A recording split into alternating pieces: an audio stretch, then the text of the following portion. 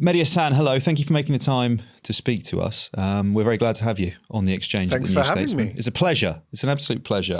Pleasure for me to be back doing New Statesman stuff. Yeah, we're very glad to have you. We're very glad to have you. So, alumnus. Yeah, Mehdi, I wanted to obviously want to get your perspective, but you also have this position right over in the States where you can give us a sense of how America is seeing and thinking about what's happening here. And when I say what's happening, I'm referring to Starmer's resignation and his very likely replacement by Andy Burnham as the leader of the Labour Party. Just as a starter for 10, I mean, tell me, how does it look from America? Does America care? Is anyone thinking about what's happening over here? Yeah, no is the answer to your question, Ollie. About 15 years ago when I lived in the UK and I worked at the New Statesman, I remember having a coffee with a friend of mine who'd moved to the US to work on foreign policy issues.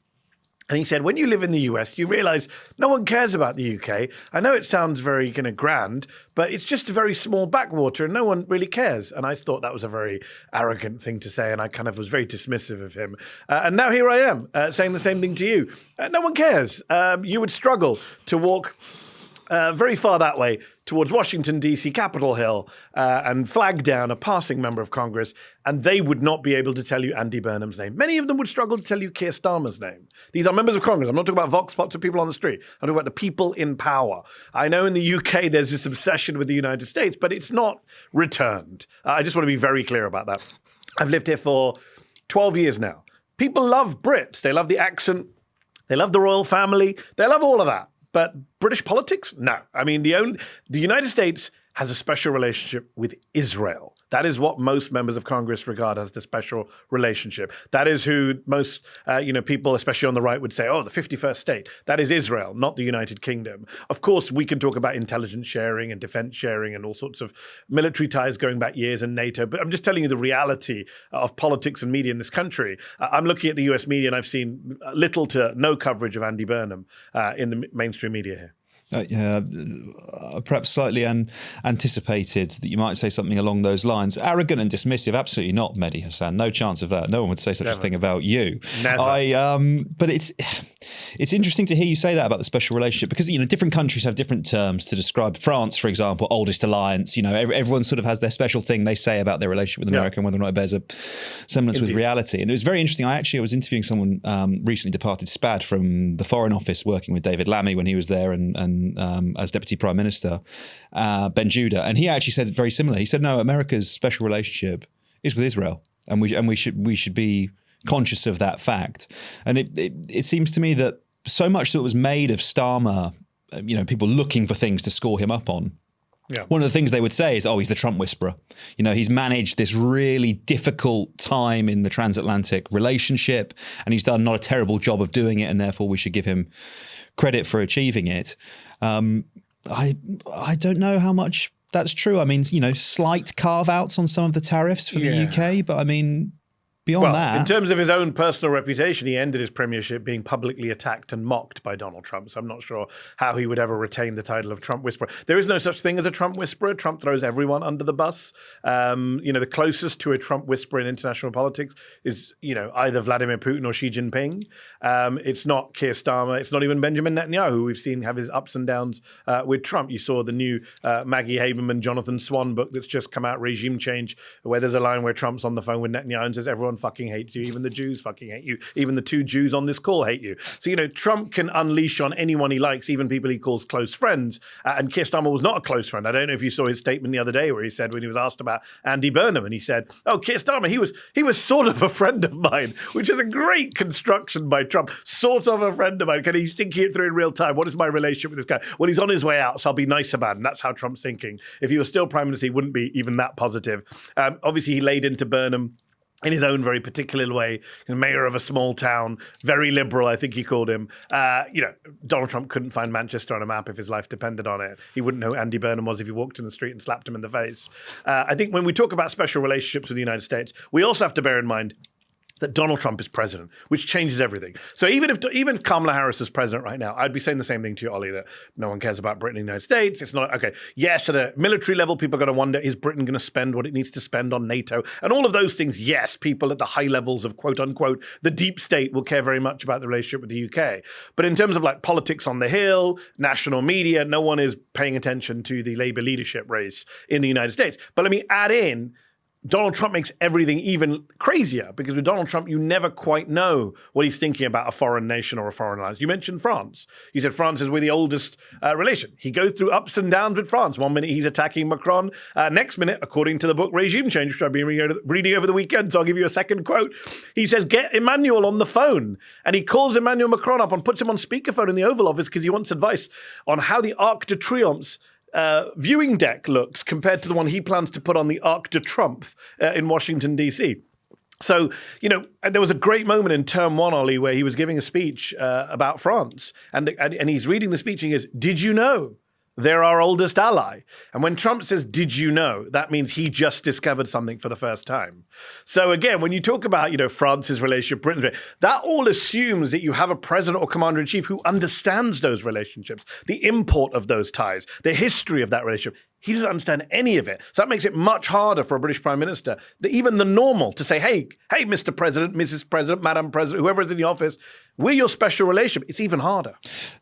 There is a tendency as well, Mehdi, running through British politics and perhaps even European politics to consider this American moment as an aberration rather than the new norm. Yeah. This is a Trump-specific thing, and whether or not it's a future Republican president, they will return to maybe not the old ways, but certainly less extreme ways. And I'm not so sure on that. The American strategic orientation towards the Pacific rather than Europe seems like a much more permanent settlement than something that's connected to Trump. And I also think it probably overlooks as well, the way that Trump and MAGA has changed the complete complexion of the Republican Party, maybe not irreversibly, but certainly over a pretty long time horizon. And even when his presidency is over, he is presumably still going to be the major figure within the party when it comes to who the next presidential candidate is, who he decides to endorse and back in primaries. I think it's still going to have a huge amount of importance. And so, what do you think? Do you think it is a temporary change in the way that America orients itself towards Europe, or are we seeing something more permanent here? You, of course, said a line that triggers me, and what I say will trigger your listeners and viewers, which is even when his presidency is over. When will that be, Ollie? Because I'm not so sure myself that he just disappears in 2020. I'm not saying he plans to stay on for sure, but I'm saying don't rule anything out in this crazy country that I'm in. You're right in your analysis of the GOP and its long-term foreign policy changes. Whether you get a J.D. Vance, who is more of a quote-unquote heir to MAGA or styles himself that way, whether you get a Marco Rubio, who's quote-unquote more of a traditional foreign policy Republican, old school neoconservative, believes in U.S. alliances as part of America's military strength. We shall see. But I think the long-term change has been done. I think the long-term damage has been done as well, Ollie. If this was Trump term one, we can have that relationship. Oh, he's an aberration. And then we'll get Joe Biden or whoever it is come in and they'll reset relations. And that's what Joe Biden did try and do, of course. He came into office with America at its lowest position in its international standing. Trump was super unpopular. The United States was unpopular. The world had just watched an insurrection, was stunned by what had just gone on in Washington, D.C. And Biden did the slow, hard, arduous task of turning around the supertanker. And if you look at the polling did go up for America around the world. America did get more popular again under Joe Biden. But of course, Donald Trump is back again and much worse than ever before, especially compared to the first term on the international scene. In his first term, he had not launched what looks starting to look like a forever war in the Middle East against Iran. He had not, taken out the sovereign leader of a sovereign nation while in his pajamas. He had not threatened European territory, as Trump continues to do with Greenland. So we're in a very different place in terms of who Trump is in his relationship with Europe. And as you say, the changes he's doing can't just be undone, certainly not on the Republican side. And even on the Democratic Party side, it's going to take time to, let's say a Democratic president comes in and says, I want to be friends again with all the people Trump pissed off. Yeah, good luck with that. I mean, we've reached a point where the Danes, had blood banks on standby and had troops ready to mine airports and runways because they were worried about an actual American invasion of Greenland. That's very hard to just undo overnight or or even over 4 years. So I don't think, we should consider this an aberration. I don't think we should think Trump's just going to disappear. I was in the UK in 2022, promoting my book, and I went on the Today program. I remember it vividly. I was on with Michelle and Justin, and they said, "Oh, well, Ron DeSantis is going to be the candidate, right?" And I said, "No, it's going to be Trump." And there's Trump. Trump's gone, isn't he? It's going to be DeSantis. I remember people around the world just couldn't get their head around the idea that no, Donald Trump still had a lock on the Republican Party, was still the MAGA cult leader, was still the most likely guy to come back in 2024. And I think the world needs to understand that this is America now. Yeah, accept that reality and what comes with it, whether it's those wars in the Middle East. And particularly, actually, if I just zoom back to Burnham for a moment, and then we can talk some more about America. But seeing as we're talking about foreign policy, I just invite your thoughts on this, Mehdi, because obviously he's someone who's been a part of the Labour Party for a long period of time, particularly during the Blair Brown years, and at one point in time as well, voted for the Iraq War, and there's a tendency. I don't know whether it's optimism and hope that people of the British left who are kind of hoping for anything that is better than Keir Starmer, are sort of projecting something onto Andy Burnham that might not necessarily actually be who he is. Yes. And I personally I think people massively underprice Iraq and the war in terms of its toxicity for Blair personally, but that whole cadre of people as well. And I think you'd be foolish to not think that has some sort of long tail impact about the way that people think and consider him. I mean, do you think he'll be haunted by that vote as he comes into number 10? I think it may rear its head. Iraq is the war that lots of people who supported it want to go away and has never really gone away. And obviously I covered the Labour leadership election of 2010 when I was at the New Statesman. I co-chaired with then editor Jason Cowley the Labour leaders debate in Westminster, which was Andy Burnham, Diane Abbott, Ed Miliband, David Miliband and Ed Balls. And at the time, a couple of things, Andy Burnham was the most quote-unquote right-wing candidate on stage. He had launched his candidacy in 2010 as the guy saying we need to be tougher on immigration, we got it all wrong, we abandoned white working class voters.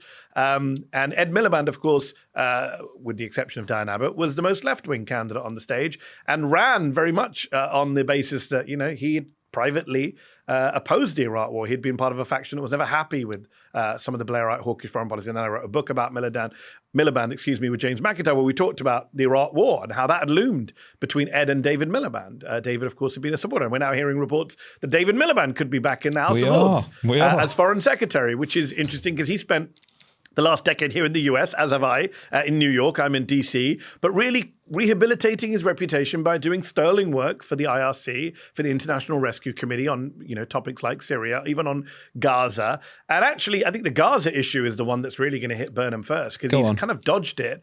I saw him during the campaign get asked about it in the by-election, and he talked about, in very vague terms, about how it's all very upsetting and distressing, and he's spoken about it, but, he's focused on the by-election. But, that excuse won't work once he's prime minister, and we look at Gaza and Lebanon and Iran, all of which are live conflicts. Let's not buy any bullshit that there is some ceasefire or end to the war in any of those places. And the British Prime Minister will have to take a very clear position. We know that Keir Starmer got heavily damaged by his LBC interview where he talked about no food, fuel, water, they have that right, which they then tried to backpedal on. A lot of the British media tried to ignore it in their political obits. We didn't here at Zeteo. Owen Jones and I had a very interesting discussion about how the media ignored that infamous line from Keir Starmer, which haunted him for people on the left who, as you know better than me, abandoned Labour for the Greens and other left-wing parties. So I think that's going to hit him. What I would say about Andy Burnham is you're right. He did vote for the Iraq War. He's just appointed James Purnell as his chief of staff. Perceptionally not the greatest of issues, given Purnell was a Blairite and a hawk and a former chair of Labour Friends of Israel, though that was 15 years ago. People change, let's see. But in Burnham's defense, I would say, at a very controversial moment, October 2023, November 2023, when Keir Starmer is doing these ludicrous interviews on LBC saying Israel has the right to blockade Gaza, Andy Burnham came out for a ceasefire. And I don't think we should completely discount that. Quite an important moment.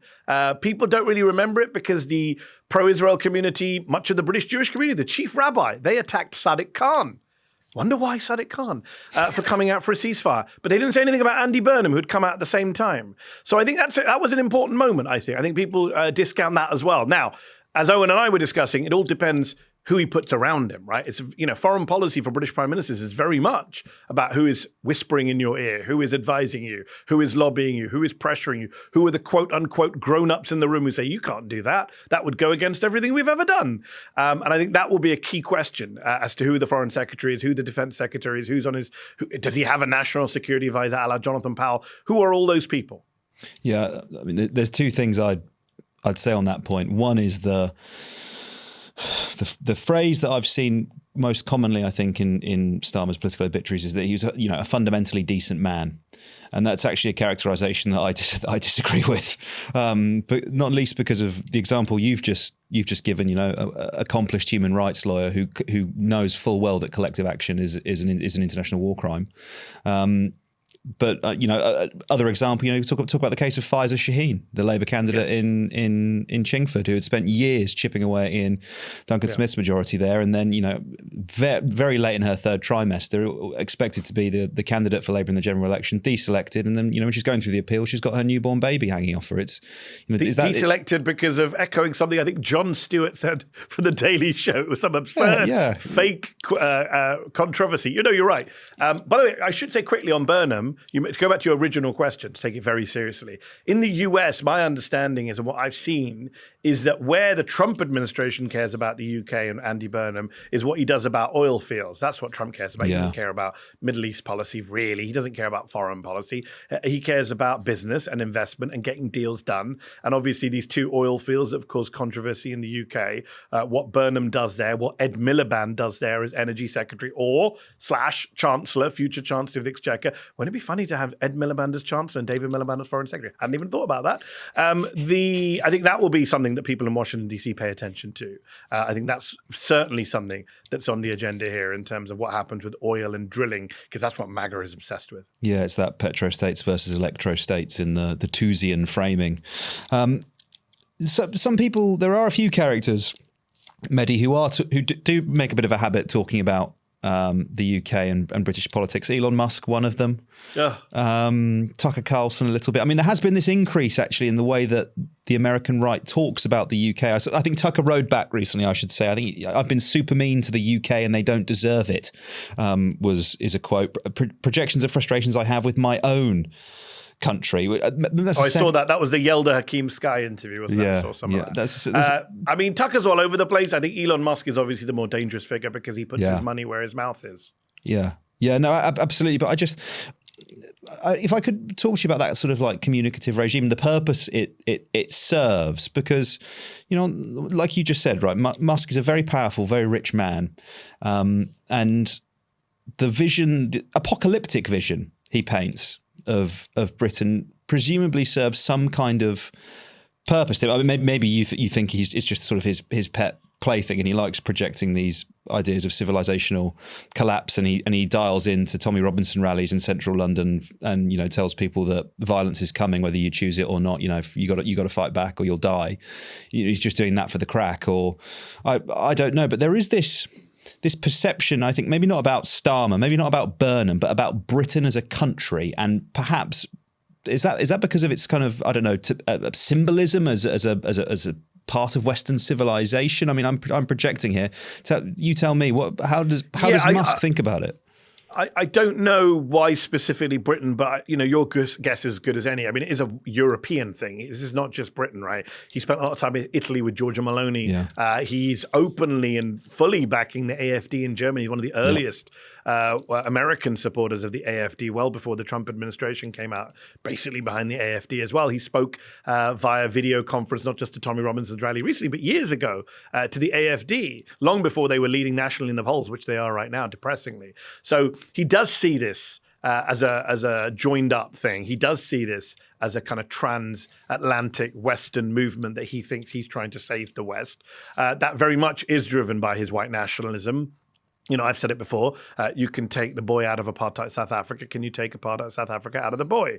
This is very much who he is. His father is still an open, unabashed racist. I think his grandparents were accused of being Nazis. He is someone who has not hidden his views. Now, I should correct that. he did hide his views for a lot of his career until about 10 years ago. We've seen Musk get red-pilled in real time. I mean, Elon Musk is exhibit A in what happens if you spend too much time on Twitter and are just credulous. I mean, the guy bought the platform and it red-pilled him. He wasn't this radical 10 years ago. He wasn't this bad 5 years ago. We've seen him get progressively worse and worse, amplify the worst people, take the most extreme positions. He just spent his birthday, Sunday was his birthday, 55 years old, and he spent it online promoting a film called Citizen Justice, which is a film from Uwe Boll starring Army, what's his name? Hammer, the controversial actor from the US. It's a kind of low-budget revenge thriller, but it's basically also far-right political propaganda. It's all about the idea that you deal with migrant criminals by killing them all. It's about an American vigilante in Europe who murders not just migrants, but in their entire families. And Trump has been posting this as the moderate response. This is a film that the Germans won't even classify, right, because they see it as incitement to violence. And Elon Musk has been promoting this film. So you've got to ask these questions. What is he up to here? How extreme is he? Is he now inciting violence? You mentioned the Tommy Robinson rally where he says fight back or die. Just insane rhetoric from Musk. And yes, he is the driver behind why right-wingers in America now think Britain is some dystopian Mad Max hellscape, that they say things like London has fallen. That is because of Elon Musk. That's not just because he's funding some of the worst people in the UK, Rupert Lowe, Tommy Robinson, etc., but because in the US, if you want to see Britain, you see it through his social media prism. And that is a prism where, he often shares his statistic that Britain, the locking up of people on social media, this completely out of context stat that he will share constantly about how Britain is now a fascist state. But he never shares anything about Palestine Action people being rounded up, interestingly enough. And he will also, obviously last year, you remember better than me, where he spent most of December 2024, January 2025, going after Keir Starmer over the rape of Britain and saying British ministers and prime ministers should be locked up. It'd be interesting to see what he says about Andy Burnham now, given he's from Manchester. Elon Musk does have some kind of weird vendetta against the UK. I don't know why the UK, but I think it is a part of a Europe-wide context. And the quote-unquote rape gangs controversy gives him easy fuel, and it helps him on social media spread his disinformation and racism. Yeah, complicit in the rape of Britain, and I think he accused Jess Phillips of being a rape genocide apologist, I think was his turn of phrase.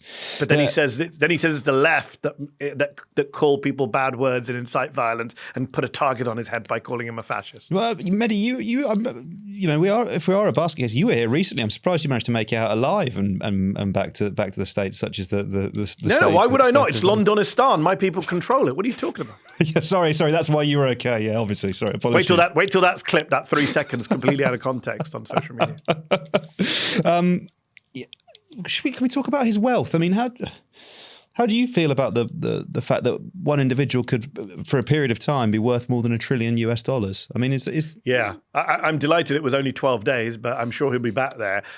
No, I think it's insane, and I've said this many times, and I'll say it again. This isn't just about wealth inequality. This isn't just about the rich versus the rest. We can make all the economic points, but fundamentally, this is a political argument. This is a democratic argument. You cannot have a functioning democracy if one person in that democracy is worth so much money, has so much financial power. I mean, he gave $300 million nearly at the last election to Donald Trump and the Republican Party. He then said, I'm done with politics. But of course, he was lying. He's Elon Musk. He's now, the top donor heading into the 2026 midterms. When you have oligarchs who can buy elections, it makes it very difficult to, with a straight face, to say you have free and fair elections and a liberal democracy and one person, one vote. You can't have one person, one vote, where one person's wealth is worth so much more than millions of people's votes. And I think that is the fundamental issue. And I think all Americans get that, whether you're on the left or the right. No one wants to live in an oligarchy. No one wants billionaire control of politics. It's funny that the New York Post, right-wing newspaper owned by Rupert Murdoch, a billionaire last time I checked, just put out a headline over the weekend saying, George Soros, Alexander Soros. I think the headline was Democrat stooges for Soros, if I remember correctly. And it's like, they spent $100 million this year on the midterms. And it's like, yeah, that's bad. I don't think the Soroses should be spending hundreds of millions of dollars. But interesting that the right-wing newspaper decided to go with an attack from the left, effectively, because even the right understand that their base don't want billionaires controlling politics. They don't like the rich. No one likes the rich in the United States in terms of the rich's control over our politics. Yeah, everyone wants to be rich, the American dream, aspiration, I get all that. But no one likes the idea of billionaires controlling politics. And I think that is a fundamental question mark here when you have someone as rich as Elon Musk. And by the way, we should point out when people, it's envy, it's this, it's that. No, I don't care, but I would factually point out he wouldn't have gotten to where he was without all the billions of dollars from government support that he got over the years. Yeah, green loans for Tesla and obviously government contracts, particularly for SpaceX. Well, the SpaceX investor document is filled with the word government in it, because that's what SpaceX relies on. They're selling it right for its revenue is the proportion. I can't remember, is it 20-25%, something like that, proportion of the contracts are public, and that's a selling point for them. They're in their investor deck. Mehdi, let's talk about Zeteo UK media landscape. I mean, what did you think was missing? Why did you launch? What made you want to do it? I'll tell you what made me want to do it. Well, many things made me want to do it. We launched Zeteo in 2024 here in the United States after I left MSNBC. It's been very successful, he says humbly. We have over 2 million subscribers on YouTube. We have 700,000 subscribers on Substack. We've done pretty well. We've made a bit of an impact here in the US. We've done what I wanted to do, which is, have the establishment taken seriously while also, having some anti-establishment politics and media coverage, hold people to account. We want to take that sensibility, that approach to politics and media to the UK, number one, because I'm from the UK at some point, that was an obvious place to expand to. Number two, we are doing well when we do want to go more global. And the UK seemed like the obvious place to go next. After the US, it's where we have our second most number of subscribers after the US. And number three, what really annoyed me this year were a few things. I saw the UK media coverage of Iran. I went on some radio shows. I did some interviews in the UK media. And I just reminded myself how bad the UK media is. I'd kind of forgotten. I'd maybe parked all of my bad experiences from 12 years ago. And then I did a bunch of British media this year and I was like, oh, wow, it's really still really bad. And Tell me more about that. Tell me more about that. Oh, just, I did a bunch of round of interviews, BBC, Times, I can't remember who it was. And it was all just kind of cliched questions, kind of just the worst groupthink, the worst conventional wisdom, the laziest of kind of, wannabe right-wing questions from supposedly centrist hosts. And it really, really reminded me of just how bad the media is in the UK. And I'll throw in here the Gorton by-election. That's when I kind of said to my team, we really need to launch Zeteo UK as quickly as possible, because I saw the coverage of the family voting bullshit. It was across the media landscape. Everyone, the BBC, the Guardian, the Times, everyone weighed in on this absolute bullshit story, completely Islamophobic story, completely evidence-free story, hysterical coverage. And it just reminded me of just how bad the British media, quote unquote, liberal media can be in the UK. And I thought we need a Zeteo in the UK to shake things up, to have some pushback. And then you saw the police come out and say it was all bullshit, and that didn't get as much coverage as the original story. I'm shocked to say. Imagine my shock. So imagine your shock. So those were some of the factors. But I think, look, in general, media in the Western world has its pros and cons, and the cons are there's a lot of groupthink. There's a lot of corporate influence. There's a lot of hawkishness when it comes to foreign wars. And I think a Zeteo can play a role in the independent space there. It can play a role in the progressive space with the New Statesman and others, trying to make a case against insane wealth inequality, against trillionaire rule, for more democracy, small d democracy at a political and economic level. And I think people want to hear that. I think people are fed up. I don't know why we think people are just fed up with the political establishment in the UK and not just the media establishment. There is a correlation. So it's explicitly political in that sense. Then I don't want to get too theoretical, but ideas of someone like Gramscian theory of change being part of a cultural vanguard. Mehdi, I don't know. I've got some quotes here. I think it's been called a potential quote media arm of the Green Party. That was unheard.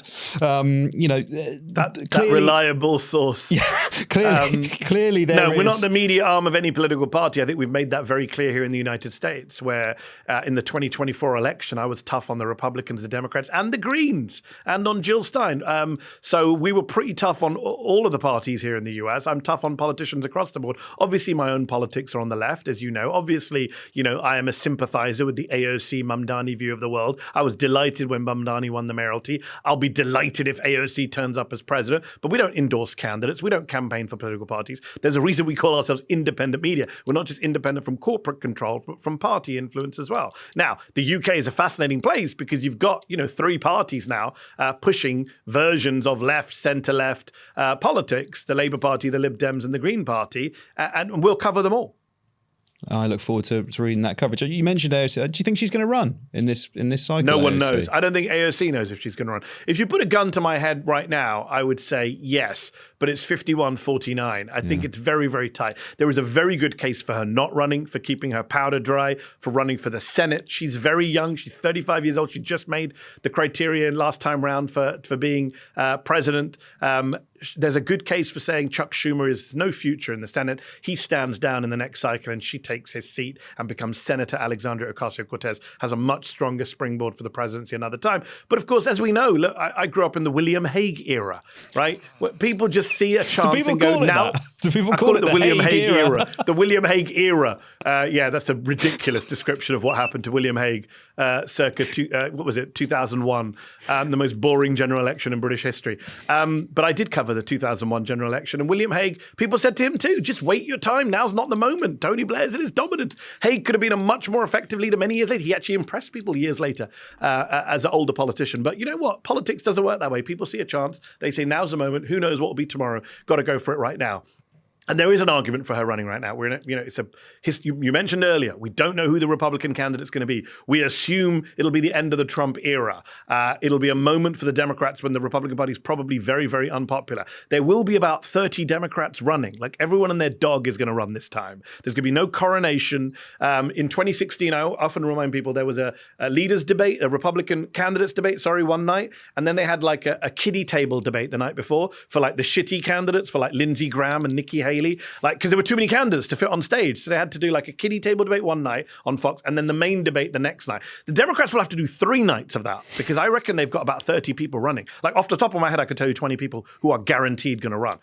I don't know if AOC is guaranteed to run, but I would assume she will. The grown-ups table, the kids table, and the creche for the also runs who are on less than 1%.